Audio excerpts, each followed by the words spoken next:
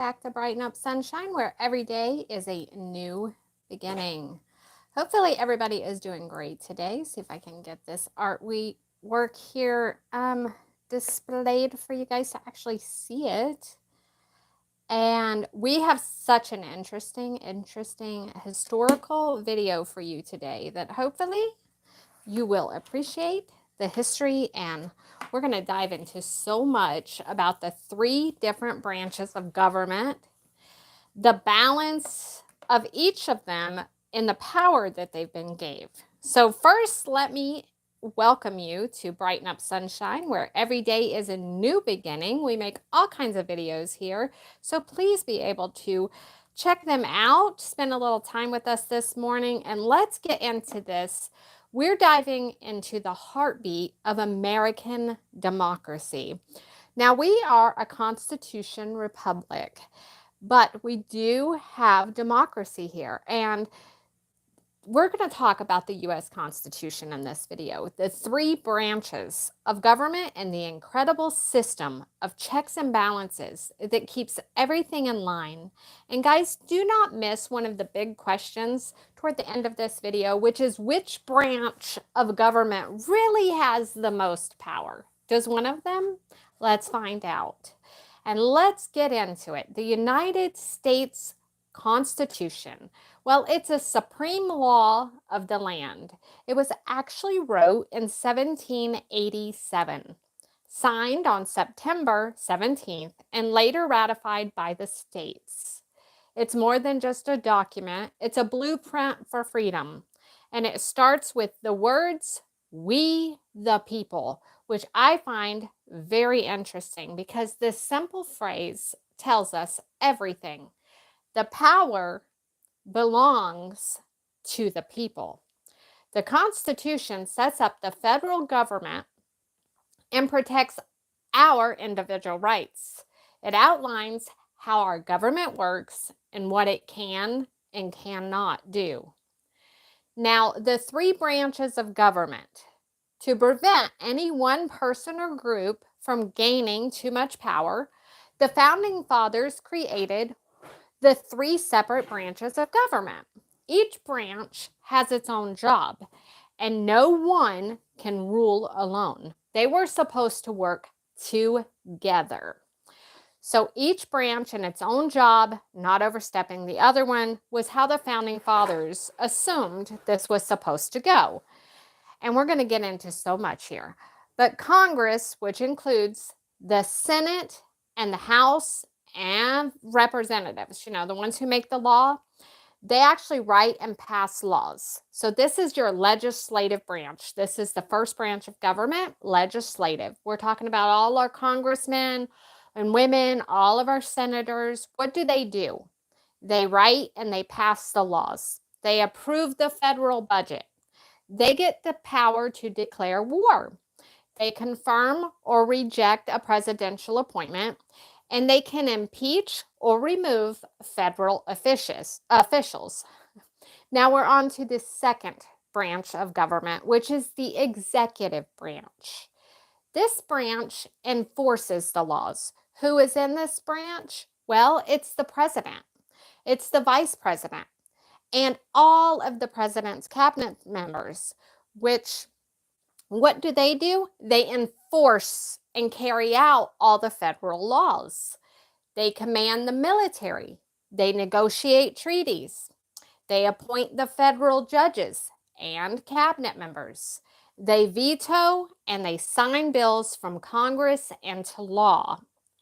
The third branch is the judicial branch. It interprets the laws. We're talking about the Supreme Court and other federal courts as well. And all those judges, what do? They get to interpret the Constitution, review the laws and executive actions, and decide if laws are actually constitutional.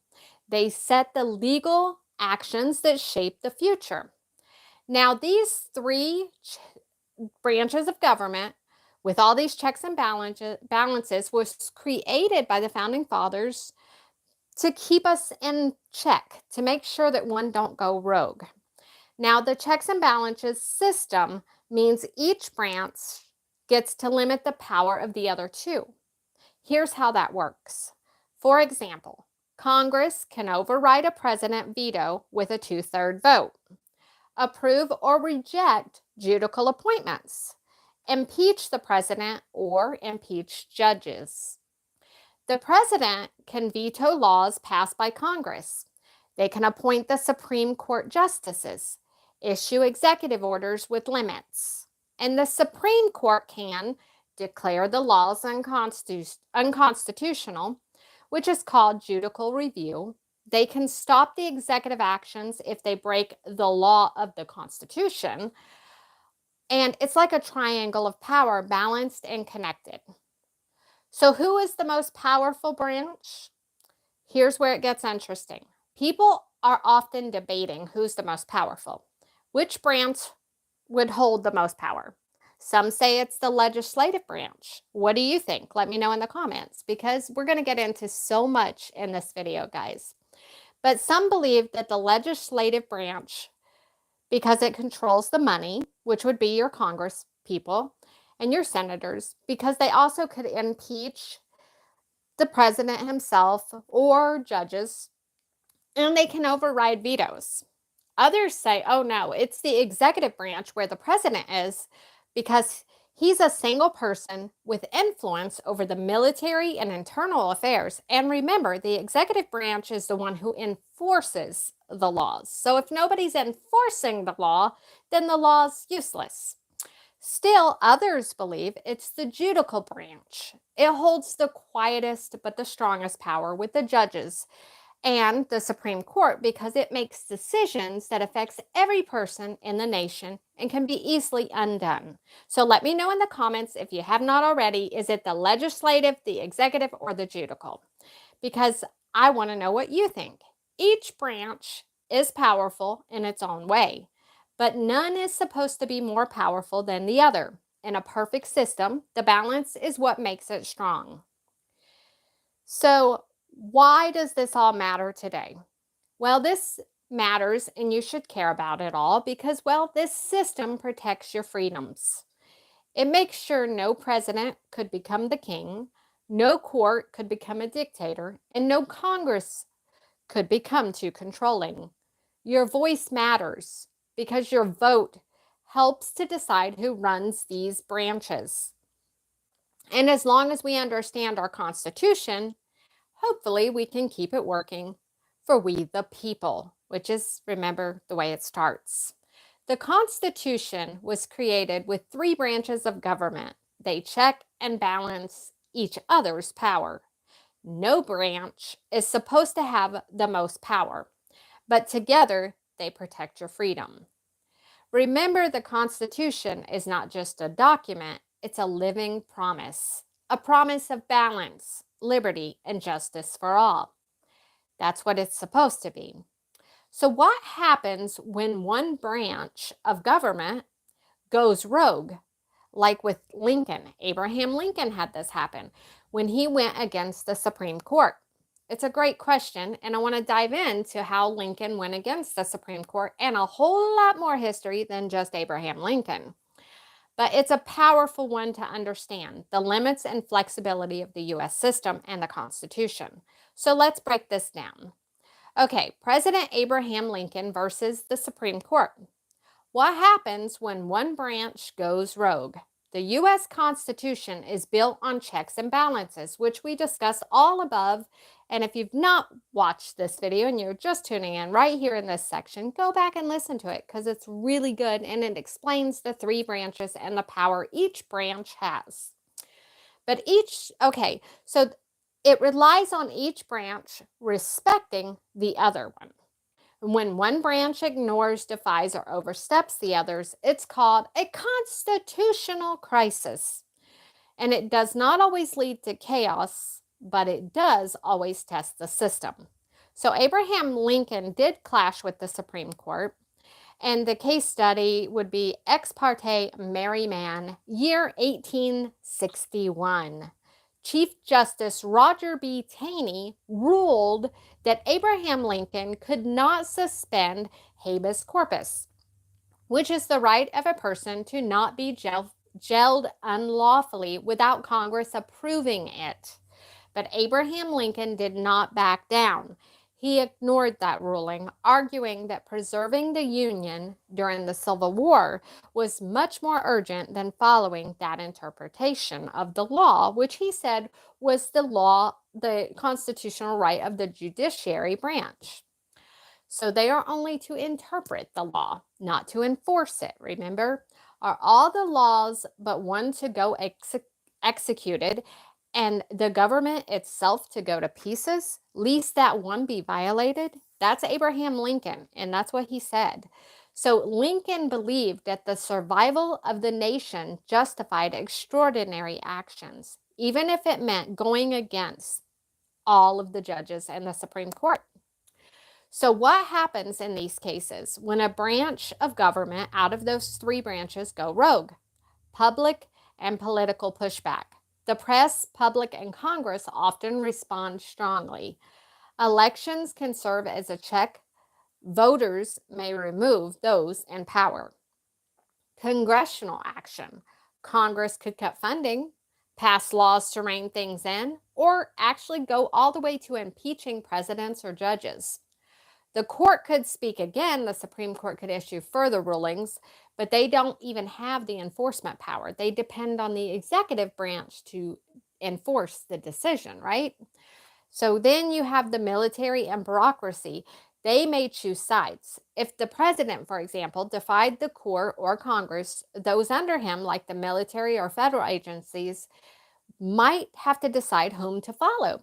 This could lead to, again, a national crisis, depending on the stakes. Has this ever happened in other times? Yes, there is a few examples, and I want to talk about those.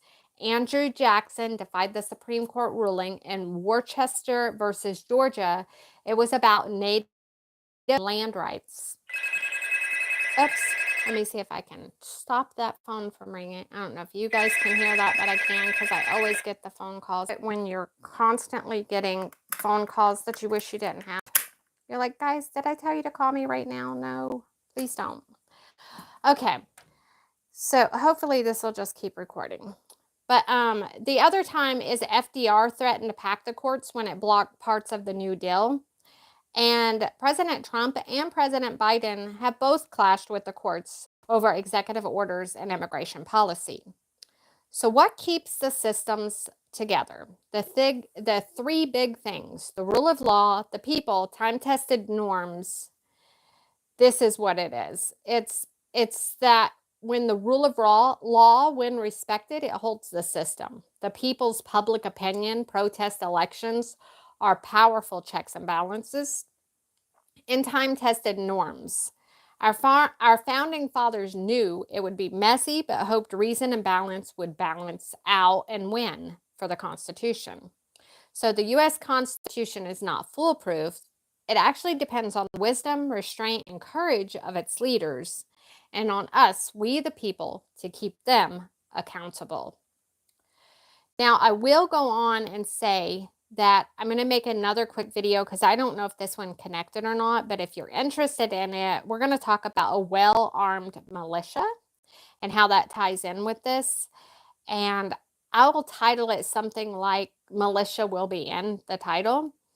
And it'll be just another history lesson about what happens if, a part of the government goes rogue, and what was the reason for our founding fathers to believe that we should have a well-trained militia.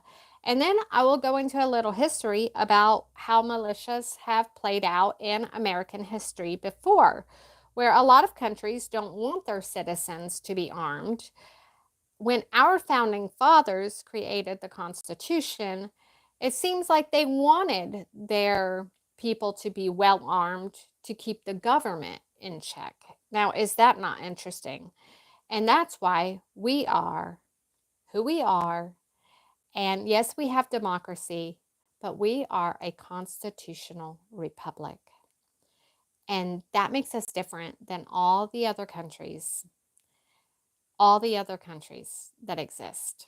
So, okay, guys, there you have it. I'll see you in the next video. Hopefully this one will get posted.